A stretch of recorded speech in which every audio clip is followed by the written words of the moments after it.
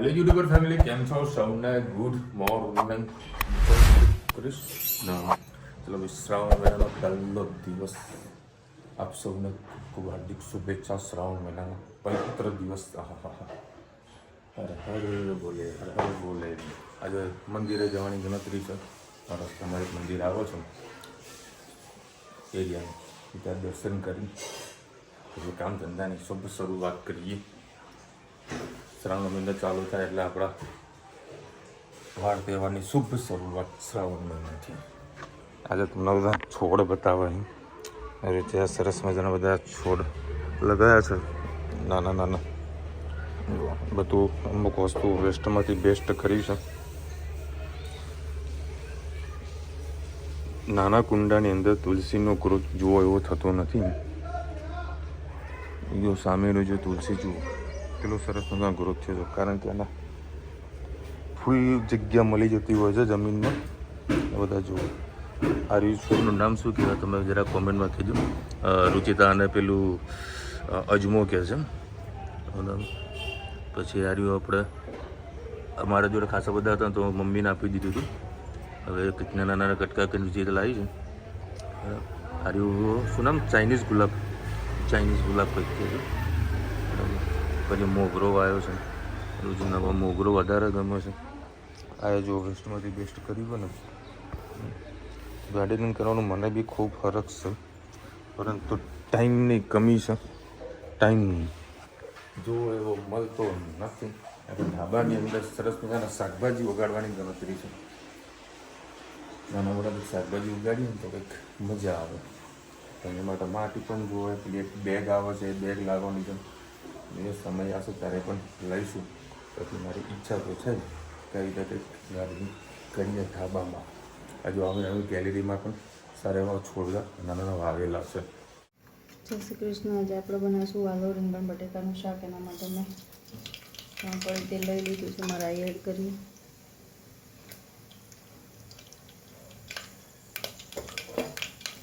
થઈ જાય લઈ દીધું.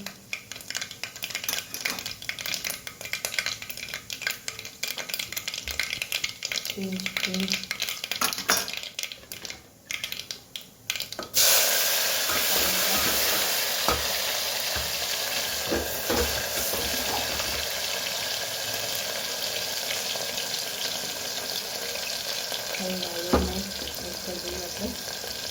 મસાલા કરીએ.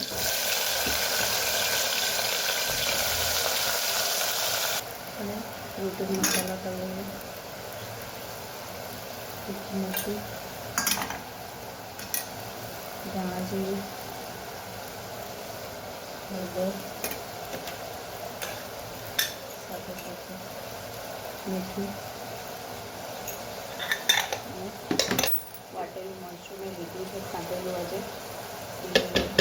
લસણ અને લીલા મરચાં એડ કરી દઈશું. આનાથી શાકનો ટેસ્ટ બમણો થઈ જશે. ખૂબ જ સરસ લાગશે શાક.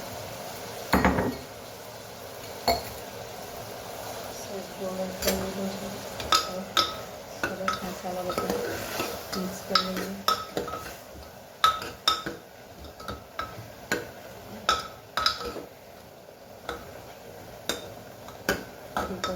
રવા દઈએ મસાલામાં.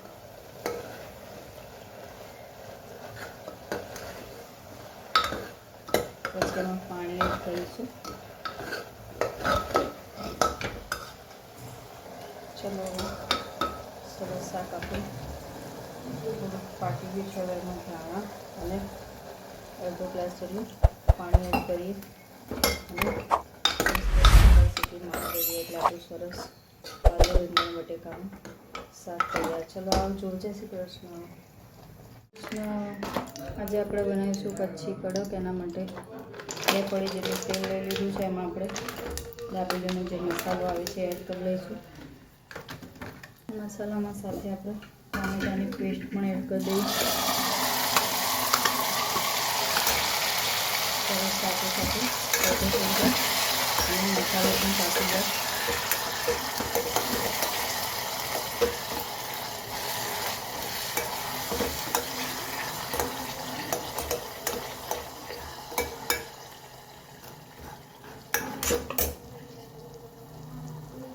સરસ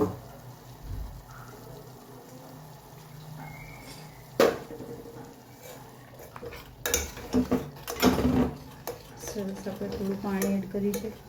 મસાલાને થોડીક વાર થવા દઈએ, થઈ જાય એટલે આપણે ખાલી બટાકા જ એડ કરવાના છે. આજે ખજૂર આંબલીની ચટણી કંઈ એડ નહીં કરી, સિમ્પલ જ બનાવીશું, ધાણા પણ એડ નહીં કરીએ. અને તમે દાબેલી બનાવી તો પણ સરસ બનાવી શકો છો. મસાલામાં બધું તૈયાર આવતું હોય છે એટલે તમારે બીજું કંઈ નાખવાની જરૂર નથી. ખાલી બટાકા બાફીને અને ટામેટાની પ્યુરી એટલું જ એડ કરવાનું હોય છે. સરસ મિક્સ કરી લઈએ. આમાં મેં આજે બટાકા બાફ્યા હતા એટલે આજે મસાલો પણ આપણે આમાં જ કરી દીધો છે. સરસ મિક્સ કરી લઈએ. થોડીક વાર આને થવા દઈએ, પછી પાણી એડ કરી. હવે આપણે આમાં 1 ગ્લાસ જેટલું સરસ પાણી એડ કરી દઈએ. આમાં મરચું, હળદર, મીઠું કંઈ પણ નાખવાની જરૂર નથી. તમારે થોડું દેખાવ માટે કાશ્મીરી મરચું 1 ચમચી જેટલું એડ કરવું હોય તો કરી શકો છો. ચલો, એટલે કચ્છી કડક તૈયાર. હવે આપણે એને ટોસ્ટ નાખીને સર્વ કરીશું. ચલો, હવે આપણે ટોસ્ટ એડ કરી દીધા છે. એમાં રગડો એડ કરી દઈએ, કચ્છી કડકનો. સેવ, સીંગ સાથે સાથે સેવ,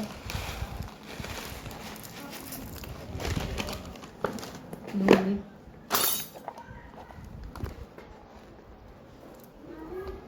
અને સહેજ ખજૂર આંબલીની ચટણી. આપણું કચ્છી કડક તૈયાર. ખાવાની ખૂબ જ મજા આવશે. તમે પણ ટ્રાય કરજો. આવજો. જય શ્રી કૃષ્ણ. હવે અત્યારે છે તો આવી છે મને લેવા માટે.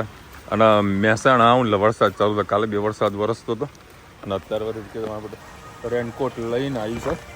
અને અત્યારે વળી એક ઉઘરાણી કરવાની છે. એ ભાઈ આવી રહ્યો હો. આવ્યો ફોન. 9 વાગ્યા છે. શું કરી રહી છે? અને અત્યારે ટિફિન આવ્યું છે મમ્મીના ઘરેથી. ઓળું શની જોતું ફેમિલીનો મસાલો રવિવારે પાર્સલ કરવાનું છે.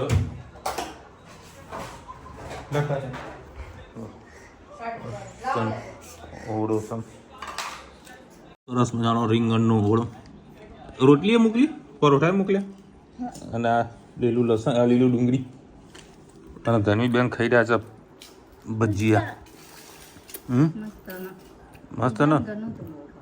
અને હેતભાઈ ખાઈ રહ્યો અત્યારે કચ્છી કડક. બધાની અલગ અલગ ફરમાઈશ વાળું આવી રહ્યું. છાશ રહી ગઈ. લસણની ચટણી ખાવાની ઈચ્છા હતી. લસણની ચટણી ખાવાની ઈચ્છા. જો આમાં જોડે લસણની ચટણીમાં તો મજા જ પડી જાય. જો આ 3 જણા હોમવર્ક કરવા બેઠા છે. હે ધનો શું લખે તો કે હે અક્ષર હારા આવશે.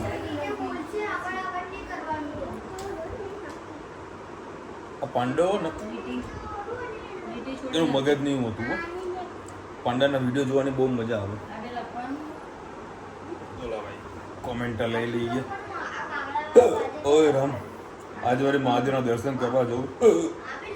ટાઈમિંગનું સેટિંગ જ નથી. કોને કીધું તું? મિત્તલ એટલું જે લખી રહ્યા છે મહેસાણા કઈ જગ્યાએ રહેવાનું. મહેસાણા ઋતુરાજ ગાયત્રીબેન લખી રહ્યા છે બધાના ઘરે રોકાવા જાય એમ કયો છો, સાથે સ્કૂલ જવાનું એવું તો કયો. બેન અમે તો કહીએ છીએ, ઉઠાડી એને થાકીએ છીએ. આજે બી હું એને ઉઠાડતો તો હું પોતે ભૂઈ ગયો. કેમ જતી નહીં? જો કે બાલ મંદિર છે એ બી KG1 ને, KG1 કહેવાય કે બાલ મંદિર 1 કહેવાય? આવું તો આપણા સમયમાં આવતું નતું. આપણે તો બાલ મંદિર આવતું હતું. બાલ મંદિર પછી સીધું એકડો આવતો હતો. આ તો બધું કમાવાના ધંધા માળ્યા છે જુનિયર કેજી ને સિનિયર કેજી કયા નામો આપે છે એજ્યુકેશનમાં બરાબરના પૈસા છે ડબ્બાઈ.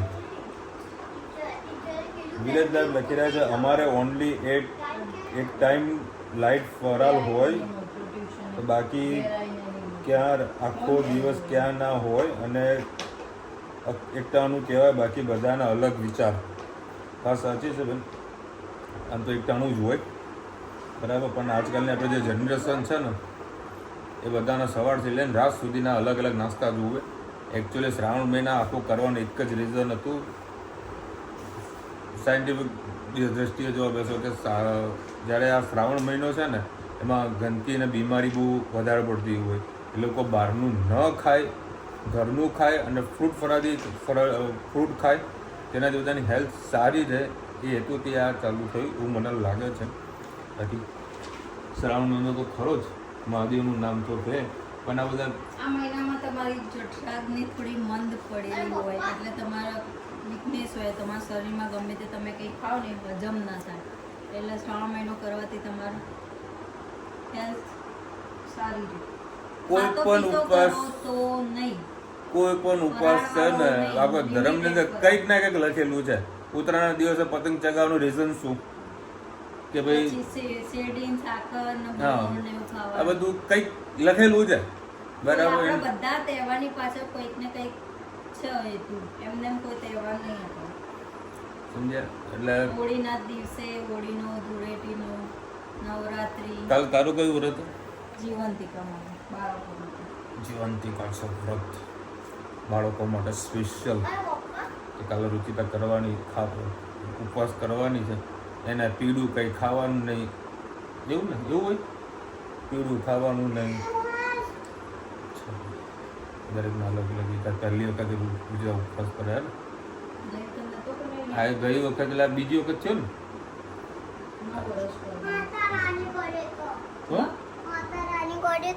માતા રાની નો નતો કરે, અહીંયા મૂકી તું. માતા રાની નો એ માતા રાની કહેવાય. અસલ તમારો ઉપવાસ તમને ખબર. ધની બી ઉપવાસ કરે ને કોઈ ધનો એ ઉપવાસ કરે 5 દાડા કોઈ હે ને. ચલો આજે મમ્મીએ મસ્ત શાક મોકલી દીધું, મજા આવી ગઈ.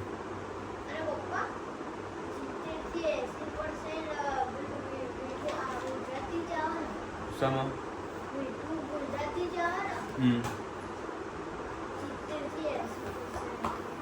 ચલો મળીશું નવા વિડીયો સાથે, મસ્ત જય હિન્દ, ભારત માતા કી જય. અને વિડીયો ગમે તો ફટાફટ લાઈક કરો, શેર કરો, સબસ્ક્રાઇબ કરવાનું ભૂલતા નહીં. રાધે રાધે. હમણાં બરોબર મેથી પાક પડે તો એટલે હોમવર્ક કરવા બેઠો મારો ગગલો, મારો ચકુડો. એ વેલણ લઈને આવી હતી, બરાબર. રુચિતા કઈ હેતના બોલતી હતી કે વેલણ લાવજે, દોડવા ગઈ વેલણ લેવા. પછી એ વેલણ મેં એના બરાબર મેથી પાક કાઢ્યો તો મમ્મીના જોડે જતી રહી. કારણ કે ના બધાને ખબર તો પડે ને, બધાને ખબર તો પડે ને કે તું જે કઈ ડાઈ દેખાય ડાઈ નહીં. હોમવર્ક માર કરાવીએ છે.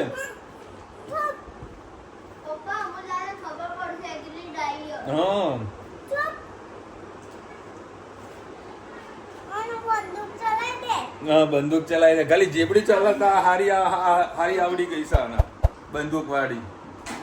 જો આવી તો બંદૂક લઈ જાને હોમવર્ક કરેલ.